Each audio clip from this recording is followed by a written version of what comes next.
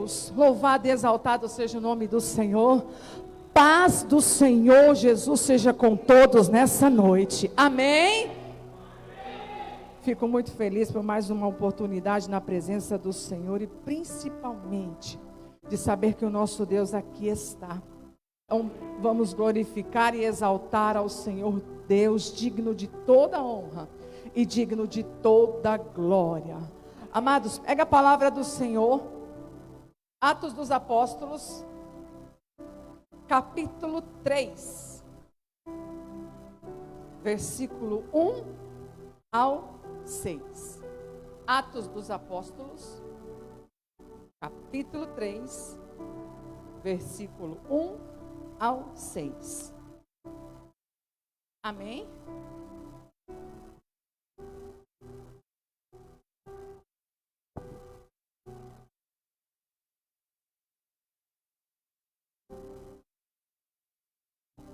Vamos lá. A cura do aleijado. E Pedro e João subiam juntos ao templo à hora da oração, a nona. Versículo de número 2. E era trazido um homem que, desde o ventre de sua mãe, era coxo, a qual todos os dias punham à porta do templo, chamada Formosa, para pedir esmola aos que entravam. O qual vendo a Pedro e a João, que iam entrando no templo, pediu que lhe dessem uma esmola. E Pedro, com João fitando os olhos nele, disse: olha para nós. E ele olhou para eles, esperando receber alguma coisa. E disse Pedro: não tenho prata, nem ouro, mas o que tenho, isto te dou. Em nome de Jesus Cristo Nazareno, levanta-te e anda. Quantos creem na palavra do Senhor Jesus, que Ele tem poder de transformar e restaurar as nossas vidas cada dia mais? Coloque a palavra do Senhor assim, ó, sobre o seu coração, sobre o seu peito, o seu tórax. Essa para aquele: Senhor, fala comigo nessa noite. Senhor, não aquilo que eu vim aqui para buscar, mas aquilo que o Senhor tem a realizar na minha vida. Ai, Santo Pai bendito, reunidos em Teu nome, Te adoramos, e como é bom poder Te adorar, meu Deus. Como é bom poder estar em Tua presença. Eis a Tua igreja. Lemos da Tua palavra, mas sabemos que o Senhor tem muito mais a ministrar sobre as nossas vidas. Usa-me como instrumento de poder e unção para a glória do Teu nome, Senhor. E fala com cada um dos Seus filhos nessa noite. Não deixe que nada impeça que a Tua palavra venha de entrar e produzir o resultado para qual será enviada, e o nome do Senhor será ainda mais glorificado. Nós Te agradecemos desde já, em nome de Jesus, amém e graças a Deus. Diga graças a Deus. Pode tomar o teu assento, amados. Um texto até que simples e fácil de se ministrar. Porque 2 discípulos indo ao templo orar. Chegando ao templo, eles veem um enfermo, um coxo, à porta do templo. E ele pede o quê? Uma esmola, uma ajuda, porque ele estava necessitado. E esses que estavam indo ao templo, quando adentraram, disseram para aquele coxo, para aquele aleijado: não temos a esmola que você quer, não tenho prata, não tenho ouro, mas o que eu tenho, isso eu te dou. Em nome de Jesus, o Nazareno, levanta e anda. Este é o fato. Simples, fácil de se ministrar. Muitos até conhecem, mas nós sabemos que é na simplicidade que o Senhor, com aqueles que têm intimidade, que se relaciona com Ele, Ele revela muito mais coisas no profundo e no íntimo dos nossos corações.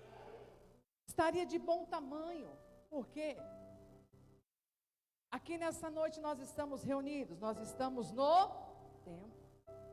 Aqui nós já clamamos, nós já pedimos para que o Senhor abençoe, para que o Senhor cure, para que o Senhor restaure, para que o Senhor faça a obra dele, e o Senhor assim o faz. É dessa forma. Mas você sabia que o Senhor tem coisas maiores para a minha e para a tua vida? Se eu te perguntasse nessa noite, você vive pelo seu propósito ou pela sua necessidade? O que te motiva a estar na presença do Senhor? É o propósito ou a sua necessidade? Nós sabemos muito bem que o livro de Atos dos Apóstolos, o primeiro capítulo, ele fala sobre o Espírito Santo, que é a promessa, uma promessa. O capítulo de número 2, o Espírito Santo é a promessa cumprida. No capítulo de número 3, nos revela, nos mostra a igreja que realmente vive o poder do Espírito Santo de Deus, ou seja, que cumpre com a palavra do Senhor Jesus. Isso foi aqueles 2 discípulos fizeram. Quando aquele homem estava, assim nos diz a palavra do nosso Deus, primeiro versículo, e Pedro e João subiam junto ao templo à hora da oração, a 9ª. É sábio e conhecedor que todo judeu devoto, ele tem o costume de fazer as suas orações às 9, ao meio-dia e às 3 horas da tarde. E entenda uma coisa, eu já quero abrir um parênteses aqui. Ter o costume não significa eu ser acostumado. Eu vou repetir. Ter o costume não significa eu ser uma pessoa acostumada. Não entendi mais nada, pastora. É simples. Quando eu tenho costume, eu reverencio aquilo que eu estou fazendo. Ou seja, eu tenho reverência, eu tenho respeito. Eu não faço por fazer. Agora, quando eu estou acostumado, tanto faz como tanto faz. Estava ali Pedro e João subindo ao templo. E vai ao templo aqueles que têm o costume, reverência por estar na presença do Senhor, de buscar a Ele, se entregar a Ele, aprender através dEle e conhecer ainda mais dEle, do Senhor Jesus. Mas eles se deparam com uma situação. Situação essa que estava à porta do templo. E esse coxo, esse aleijado, ele representa muito nos dias de hoje. A geração que está na porta. Geração essa que vive somente em função das suas necessidades. Esse homem, esse coxo, a Bíblia nos diz que ele nasceu dessa forma, desde o ventre de sua mãe. Então não foi uma enfermidade que acarretou-se com um tempo, com um período. Essa dificuldade veio desde quando ele nasceu. Então ele precisou aprender a conviver com a sua dificuldade. Porém, essa dificuldade trouxe para esse coxo o pensamento, o discernimento de que ele deveria viver somente de necessidades. A Bíblia nos diz aqui, versículo de número 2: e era trazido um homem que desde o ventre de sua mãe era coxo, o qual todos os dias punham a porta do templo chamada Formosa, para pedir esmola aos que entravam. Preste atenção. Ele foi muito, vamos dizer assim, inicialmente inteligente. Ele sabia que as pessoas que iam ao templo eram pessoas generosas. Nos dias de hoje não é muito diferente. A pessoa, ela passa por uma necessidade, por uma dificuldade. O que ela faz? Vamos à igreja. Porque ela sabe que existem pessoas generosas. Este homem, ele tinha uma convivência com a sociedade, porque o levavam até a porta do templo, porém, levavam ele até lá, deixava ele, e quando terminava o expediente, voltavam para buscá-lo. O que mudava na vida dele? Nada. Do que adianta nós termos relacionamento com pessoas que não edificam em nada nas nossas vidas? Do que adianta nos relacionarmos com pessoas, por mais que nos levam, mas nos levam a buscar o quê? Esmola, a viver das nossas necessidades, não nos levantam para cima, não nos dão um apoio moral dizendo, não, você vai vencer, você vai conseguir, não, apenas pegavam aquele homem, colocavam na porta, deixava lá, dizer, olha, é assim, e vai ter que ser dessa forma. E ele ficava ali durante muitos dias. E ninguém chegou ali e disse assim para ele, ei, o Senhor pode mudar a tua história. O Senhor, Ele pode mudar a tua situação. E é o que muitos estão vivendo nos dias de hoje. Trabalham somente pela necessidade. Fazem as coisas, atividades diárias somente por necessidade. Ou seja, a necessidade tornou-se maior do que o propósito daquela pessoa de conquistar, de vencer, de caminhar e chegar lá na frente. Quantos não ouviam antigamente o pai, a mãe, alguma pessoa próxima sempre perguntava, o que você quer ser quando crescer, para as crianças, não era assim? E as crianças já ficavam pensando. Certa feita eu perguntei para minha filha Heloísa, de 9 anos, o que ela queria ser. Ela devia ter uns 3, 4 aninhos. Ela disse assim, eu vou querer ser professora para me deixar todas as crianças dormirem. Porque ela chegava na escola com sono e a professora não deixava ela dormir. Então assim, antigamente se tinha projetos, sonhos, propósitos, mas nos dias de hoje é tudo necessidade. Ah, e o que Deus tiver para mim hoje já está de bom tamanho. Ah, pois se o Senhor fizer só isso, para mim já está maravilhoso. Vivem em função da necessidade. Era o que estava acontecendo com aquele coxo. Deixavam ele pela manhã, ele pedia as suas esmolas, terminava o dia, voltava para sua casa, era o sustento diário. E ele sabia que no outro dia ele estaria na porta do templo, pedindo esmola, as pessoas ajudando com um pouquinho. Ei,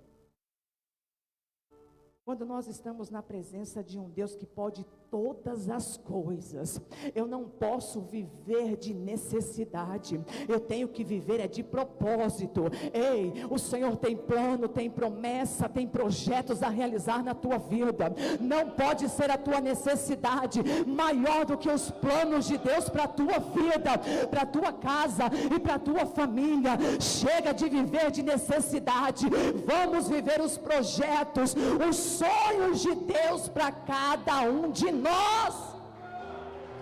Aleluia! Eu não posso ter esse pensamento de que a minha necessidade é mais importante do que os propósitos de Deus para a minha vida. E foi o que aconteceu na mente daquele homem, aquele tempo. Os relacionamentos não incentivavam a nada, só o faziam ficar cabisbaixo. Os relacionamentos, as pessoas que estavam à sua volta, ao invés de acrescentar, só faziam ele pensar, é assim que você tem que ficar, é assim que você tem que continuar e fazer o quê? Ei, o Senhor tem grandes coisas a realizar nas nossas vidas. Não estamos órfãos, não estamos sozinhos, não estamos desamparados. Temos o Espírito Santo de Deus que intercede por nós. Então, volte a projetar, volte a sonhar e deixe Deus realizar a obra da tua vida. Quantas não são as pessoas com pensamento, sabe, de necessidade? Esse mês eu trabalho só para mim poder comprar aquele telefone que está na moda agora. Este mês eu trabalho só para poder. Ei, o Senhor tem grandes coisas, mas pastora, lá no meu trabalho não tem como eu crescer. Outrora, os projetos de Deus podem não estar lá onde você está atuando, mas o Senhor tem outros caminhos para poder você seguir. Mas quando eu me limito, eu digo: não, tá bom do jeito que está, eu fico desacreditado que Deus tem planos e projetos a realizar na minha vida. Pensa qual era a situação daquele homem, amados. E o dia que ele não recebia nem a esmola. Como é que estava o emocional daquele homem? Com uma deficiência, passando por dificuldades e dependente da sua necessidade. Não é fácil, eu sei disso. Mas eu não posso me acomodar. Eu não posso estar ali, sabe, à porta. Eu preciso ter um relacionamento intenso com Deus e pessoas que querem ainda mais de Deus. Mas pastora, e aqueles que não querem saber de Deus? É através da sua vida, é através dos propósitos que Deus colocou no teu coração, realizando em você, que essas pessoas retornarão, se achegarão até o Senhor. Não podemos ficar acostumados de estar na presença de Deus, mas temos que ter o costume, ou seja, reverência. Estiver na presença do Senhor, meu irmão, é o melhor para Deus. Mas hoje eu amanheci assim, assado. Eu sei que tem dias que são difíceis, mas o nosso Deus precisa de reverência. Ele tem que saber, Ele tem que ver através dos nossos atos, das nossas atitudes, que nós estamos reverenciando a Ele, que nós cremos que Ele tem poder. O Senhor não desampara os seus, aqueles que buscam a Ele, não somente pela sua necessidade.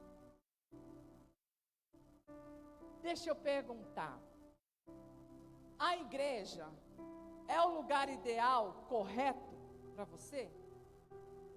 Sim ou não? Sim. Mas estar na presença de Deus não significa eu apenas me apresentar diante dele e dizer: Pai, eu preciso disso, eu tenho necessidade disso. Como assim, pastora? Quer dizer que eu não posso pedir? Não, você pode. Porém, nós temos que compreender que, em primeiro lugar, o evangelho, ele é transformação.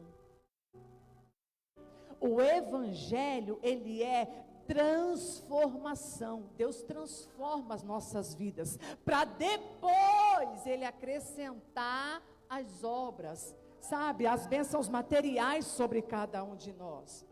Quantas pessoas nessa pandemia que passou, quantas não são as pessoas que estavam no tempo, no lugar certo, buscando a presença de Deus, mas agora se encontram como este aleijado, na porta, vivendo de necessidade. Colocaram no seu pensamento que precisam realmente, sabe, suprir as suas necessidades, e nem sempre as necessidades vai permitir de estarmos na presença de Deus. Então precisamos ser vigilantes quanto a isso. A minha necessidade, ela não pode ser maior que o propósito que Deus tem para a minha vida. Lembre-se disso. Relacionamentos que me deixam na mesma posição, relacionamentos que me oferecem apenas esmola, eu preciso tomar cuidado com isso, porque isso não vai gerar crescimento, vai gerar comodismo. Aquele homem era conduzido até a porta, traziam e depois buscavam, mas o que era acrescentado sobre a vida dele? Mas eu preciso entender, Deus tem grandes coisas a fazer nas nossas vidas. Lembra do primeiro dia que você adentrou na igreja, colocou os pés e disse: Senhor, eu quero ser o teu filho, tua filha, teu servo, eu recebo como meu único e suficiente Salvador. E olha como nós estamos hoje. Esse é o primeiro passo de estarmos na presença de Deus. Primeiro sermos transformados, para depois sermos abençoados. Mas estão querendo inverter os valores. Querem primeiro serem abençoados e talvez depois serem transformados. Mas ele estava no lugar certo, porém com um posicionamento errado. Quantos aqui compram o alimento, 1 quilo de carne na farmácia?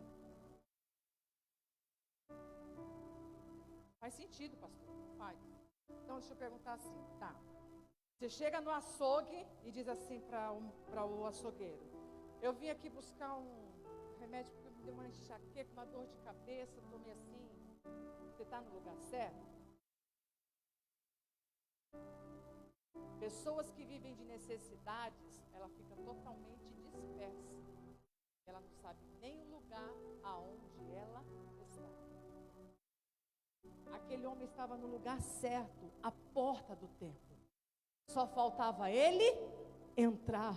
Para o quê? Ser transformado. Mas aí é que vem o melhor. Ele se depara com 2 pessoas que haviam sido transformadas. Com 2 pessoas que aceitou a transformação. Com 2 pessoas que verdadeiramente viviam os prodígios, tinha projetos, sonhos e colocava eles em prática. Ele pensou assim: lá vem mais 2, então pode ser que a gorjeta hoje seja um pouquinho melhor. A esmola vai ser um pouquinho melhor, porque são 2 pessoas. Então eu creio que naquele exato momento, quando ele viu ele se aproximando, cabisbaixo, porque há muito tempo ele sendo pedinte, ele tem que fazer um semblante para que tenha o quê? Dó dele. Então ele baixa a cabeça e ele diz assim: dá-me uma esmola, uma ajuda, por favor. Pedro e João, fitando, olho no olho, disse assim: olhe para nós. Quando nós falamos sobre generosidade, nós estamos falando a questão de sermos pessoas boas. Sim, precisamos ser. Assim como o nosso Deus, o nosso Senhor Jesus, foi e é uma pessoa muito generosa. Mas nós precisamos compreender que às vezes a nossa generosidade, dependendo da pessoa, atrapalha. Generosidade essa que eu falo assim, o que as pessoas pensam quando a gente fala em generosidade no século 21. Dinheiro. Alguma coisa vai me dar. Pessoa generosa é aquela que vai me dar algo. Não pensa-se nisso, mas nem sempre. Generosidade é você ter compaixão pelo outro e você o alertar, ou seja, você o colocar para cima. E foi o que Pedro e João fez, disse para ele o quê? Olhe para nós. Por quê? Aquele homem há muito tempo estava cabisbaixo, porque vivia só por necessidade. Ei, é tempo de levantar a sua cabeça, é tempo de estender e dizer: olha, o meu socorro, como disse o salmista, vem do alto, não é para baixo. Necessidade não é para você ficar olhando para o chão. A necessidade faz você olhar para o chão, mas o projeto, o propósito faz você erguer as mãos, olhar para o alto e dizer: eu creio, vai acontecer, vai realizar, porque o meu Deus fará por mim. E eles falam para aquele homem aleijado há muito tempo, esperando uma esmola: olhe para nós. Sabe o que eu estou lembrando aqui agora? Quando Deus disse para Abraão: sai da tua tenda, sai da tua terra, da tua parentela. Abraão, você pode contar as estrelas? Se ele saiu da tenda, Deus não poderia ter dito para ele: conta quantas pedras tem. Poderia ter dito para ele, poderia? Também. Como é que ele ia contar aquelas pedras? Mas eu disse para ele, não, conte as estrelas, para que ele se lembrasse que é do alto que vem o socorro, que é do alto que vem a promessa. Ei, quando estiver precisando de alguma coisa, é para o alto que eu tenho que olhar, é para o alto que eu tenho que falar, é com Deus que eu tenho que me apegar. Por isso que Pedro e João diz para aquele coxo, ei, olhe para nós, estava dizendo para ele, pare de ficar cabisbaixo, pare de viver pela sua necessidade, vamos viver o propósito, viva o propósito. Você tem que crescer, você não pode viver o resto da sua vida vivendo aí pedindo esmola. Eu não tenho prata, eu não tenho ouro, mas o que eu tenho, isso eu te dou, em nome de Jesus, em nome de Jesus. Levanta e anda, levanta e anda. O seu propósito é maior que a tua necessidade. Cantaralabás. Oh Deus, tu és lindo, Senhor. Para de ficar olhando para baixo, meu irmão. Pare de ficar mendigando esmola às pessoas. Deus tem grandes coisas para a tua vida. O Senhor quer que você volte a ter propósito. Eu já nem pensava mais sobre a bênção sobre a minha casa, sobre a minha vida profissional, sobre a minha vida familiar. Eu não tinha mais projeto. Volte a projetar, volte a sonhar, volte a profetizar em nome de Jesus, olhando para o alto.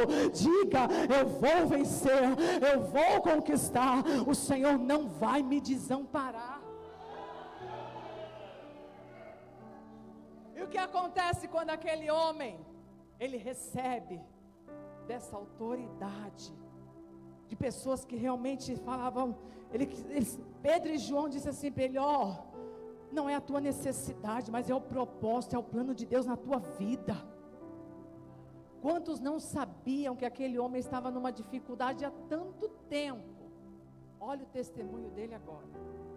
Só que detalhe, a Bíblia nos diz que ele levantou. Ele primeiro olhou, levantou, começou a saltar. E ele fez o quê? Foi lá correr para aqueles amigos dele e dizer assim para ele, está vendo? Vocês me levavam, agora eu consigo caminhar sozinho.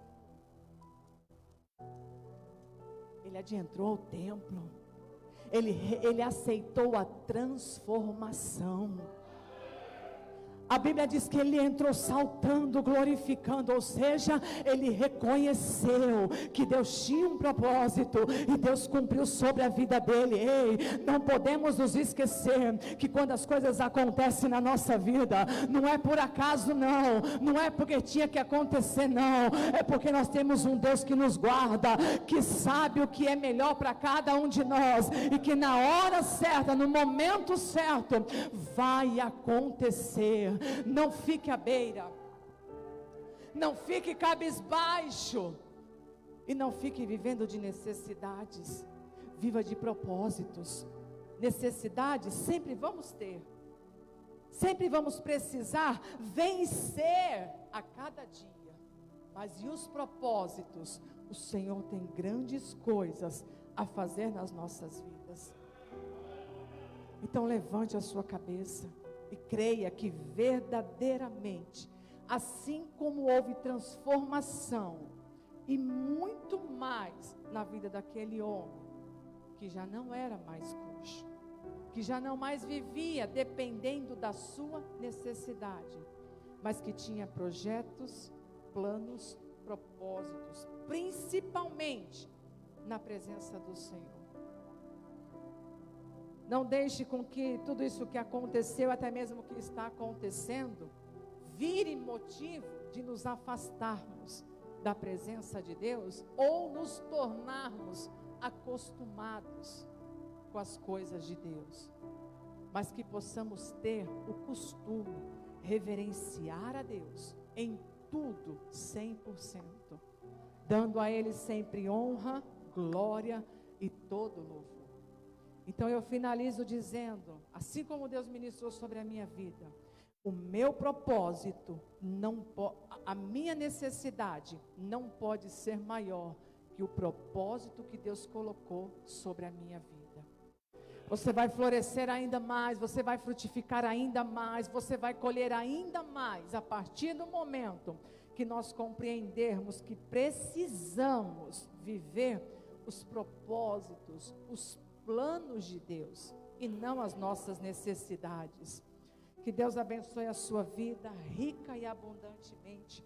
Receba essa palavra sobre o seu coração. Que Deus abençoe a tua vida. As palmas louvam ao Senhor. Aplauda bem forte. Diga glória a Deus.